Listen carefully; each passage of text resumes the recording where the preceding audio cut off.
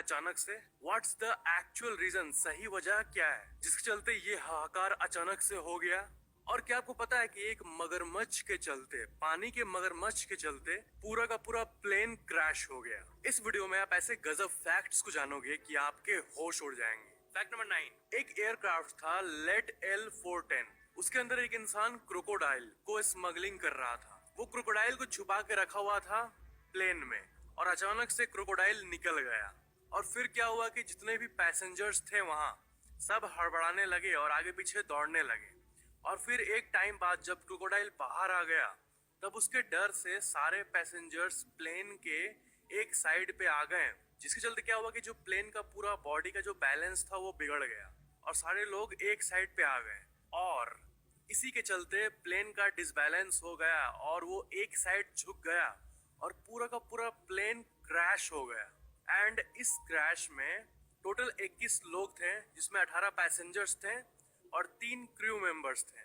और in total 21 लोगों में से 20 लोग मारे गए और सिर्फ एक इंसान बचा, जिंदा रह पाया। और उसी एक इंसान ने ये पूरी की पूरी कहानी को बताया पूरे वर्ल्ड के सामने। तो ये था हिस्ट्री के सबसे अजीब इवेंट्स में से एक। Fact number 8, Chichen Itza. इसको तो आपने जरूर देखा होगा। अभी के टाइम पे बहुत सारे हिस्टोरिकल फोटोज में ये दिख जाता है, बट जब ये शुरू शुरू में डिस्कवर हुआ था ना, तब ये कुछ ऐसा दिखता था और लोगों को लगा कि ये कोई माउंटेन है या वैसा कुछ है। बट उन्हें ये नहीं पता था कि आज से इतने साल पहले बना एक मॉन्यूमेंट है, एंड उस टाइम ये ऐसा दिखता था। फैक्ट नंबर 7, एक 23 ईयर ओल्ड मैक्सिकन रैपर है जिनका नाम है डैन सूर। एंड इन्होंने एक बहुत ही गजब सा काम किया है। इन्होंने अपने नेचुरल बाल को सबसे पहले बॉडी से हटा दिया, एंड बाल के बाद क्या है कि लोग बाल हटा के नए बालों का ट्रांसप्लांट कराते हैं ताकि बाल और घने उगे और जैसा चाहे वैसा वो अचीव कर पाए। बट इन्होंने अपने नेचुरल बाल को हटा के गोल्ड के चेन्स को आर्टिफिशियली हुक कर लिया, अपने बालों में इम्प्लांट करा लिया। मतलब गोल्ड के हुक को सर्जिकली इम्प्लांट करा लिया अपने स्कैल्प पे, और अब ये कुछ ऐसे दिखते हैं। एंड जब ये हुआ था तब इनके ऊपर कई आर्टिकल्स आए थे। मतलब ये अलग दिखने के लिए ऐसा किए, लिटरली गोल्ड के चेन्स को अपने माथे पे इम्प्लांट करा दिए। फैक्ट नंबर 6, अभी जब इतना कुछ हाकार मचा हुआ था, तब साउथ कोरिया में सोशल डिस्टेंसिंग को फॉलो करने के लिए वहां पे जो एग्जाम्स हो रहे थे ना, वो लिटरली कुछ ऐसे हो रहे थे जैसा कि आप अपने स्क्रीन पे देख पा रहे हो। मतलब ओपन फुटबॉल ग्राउंड्स में बैठा के सोशल डिस्टेंसिंग का पालन किया जा रहा था और सारे स्टूडेंट्स को इतने दूर दूर बैठाया जा रहा था। ये फोटो में आपको देखने में लगेगा कि ये पास ही है kind of, but football ground बहुत बड़ा होता है, तो एक के बीच में बहुत ज्यादा डिस्टेंस था। इतना डिस्टेंस था कि कोई ऑफ कोर्स चीटिंग और ये सब का भी ध्यान रखा गया था, जिससे कोई एक दूसरे को कम्युनिकेट ना कर पाए। और सोशल डिस्टेंसिंग के टाइम पर ऐसा कुछ एग्जाम साउथ कोरिया में लिया जा रहा था। फैक्ट नंबर 5, क्या आपको पता है कि एक बहुत ही अमेजिंग सा फैक्ट है, जो उल्लू होते हैं आउल, वो सांपों को अपने पेट की तरह यूज करते हैं। अपने नेस्ट, जो आउल का नेस्ट होता है ना, उसे सांप से क्लीन करवाते हैं। मतलब नौकर बना के रखते हैं सांपों को आउल के बारे में। जब मैं ये फैक्ट सुना था तब ये मुझे बहुत ही ज्यादा अमेजिंग लगा था। ये कोई मूवी का कहानी लग रहा है, लेकिन नहीं, नेचर में बहुत से अमेजिंग चीजें हैं जो कि हमें बहुत कम पता है। वो एक तरह के स्नेक्स को लाते हैं, उल्लू, जिसे कहते हैं ब्लाइंड स्नेक्स, एंड उन्हें अपने पेट की तरह इस्तेमाल करते हैं। फैक्ट नंबर 4, क्या आपको पता है कि क्रोकोडाइल एंड एलिगेटर जो है वो इतने लेजी दिखते होंगे आपको। ये बहुत बड़े क्रीचर्स होते हैं, लेकिन ये पेड़ पे भी चढ़ सकते हैं एंड ये हमेशा ऐसा करते रहते हैं रेगुलरली। जी हाँ, क्रोकोडाइल एंड एलिगेटर जो है ये क्लाइम कर सकते हैं ट्रीज में। फैक्ट नंबर 3, क्या आपको पता है कि एक स्कैमर है जो कि $242 मिलियन का एक एयरपोर्ट एक बैंक को बेच डाला। वो भी एक ऐसा एयरपोर्ट जो कि एक्चुअली में कभी एग्जिस्ट ही नहीं करता था। जी हाँ, मतलब एक ऐसा एयरपोर्ट जो कि एग्जिस्ट नहीं करता था, इसको बैंक को बेच डाला और उसे $242 मिलियन भी मिले।